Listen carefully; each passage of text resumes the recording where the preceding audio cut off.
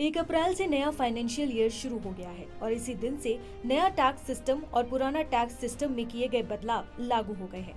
वित्त मंत्री निर्मला सीतारमण ने 1 फरवरी को जो बजट पेश किया उसमें बताया कि जो लोग 12 लाख रुपए तक कमाते हैं उनके लिए नया टैक्स सिस्टम में टैक्स शून्य कर दिया गया है।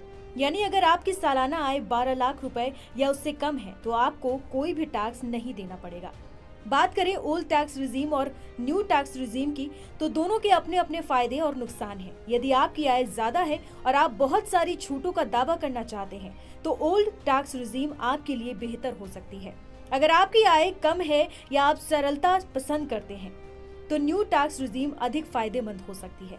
न्यू टैक्स रिजीम में 12 लाख रुपए तक की इनकम पर कोई टैक्स नहीं है और अगर आपकी सैलरी है तो आपको 75,000 रुपए का स्टैंडर्ड डिडक्शन भी मिलता है। इसका मतलब है कि यदि आपकी कुल सैलरी 12 लाख रुपए या उससे कम है तो आपको कोई टैक्स नहीं देना होगा। अगर आपकी सैलरी 20 से 24 लाख रुपए के बीच में है तो आपको 25% टैक्स देना होगा। ओल्ड टैक्स रिजीम में अलग अलग टैक्स लाभ होते हैं जिन्हें इस प्रकार समझा जा सकता है। 2.5 लाख रुपए तक कोई टैक्स नहीं, 2.5 लाख से 5 लाख रुपए तक 5% टैक्स, 5 लाख से 10 लाख रुपए तक 20% टैक्स, 10 लाख रुपए से ऊपर 30% टैक्स। इसका मतलब है कि अगर आप ओल्ड टैक्स रिजीम का चुनाव करते हैं तो आपकी आय के हिसाब से अलग अलग रेट पर टैक्स देना होगा। बजट 2025 में पुरानी टैक्स नीति यानी कि ओल्ड रिजीम में कोई बड़ा बदलाव नहीं किया गया है। इस नीति के तहत आपकी कमाई का 2.5 लाख रुपए तक का हिस्सा टैक्स फ्री है।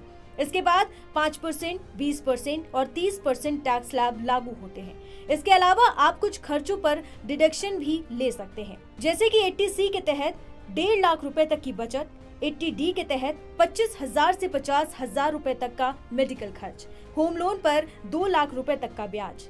अगर आप किराए पर रहते हैं, होम लोन चुका रहे हैं या आपके मेडिकल खर्च ज्यादा है तो पुरानी प्रणाली आपके लिए फायदेमंद हो सकती है।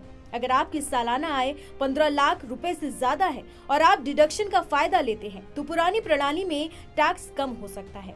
नई टैक्स प्रणाली में स्लैब तो कम है लेकिन वहाँ डिडक्शन का फायदा नहीं मिलता, जिससे कुल टैक्स बढ़ सकता है।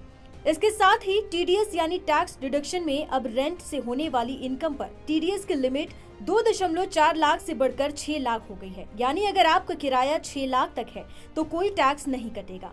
इसके अलावा सीनियर सिटीजन्स के लिए बैंक एफडी से ब्याज पर टीडीएस लिमिट 50,000 से बढ़कर 1 लाख हो गई है और प्रोफेशनल सर्विसेज की टीडीएस लिमिट वो 30,000 से 50,000 हो गई है। इसका आसान मतलब छोटे कमाई वालों की जेब में ज्यादा पैसे बचेंगे और कैश फ्लो बेहतर होगा।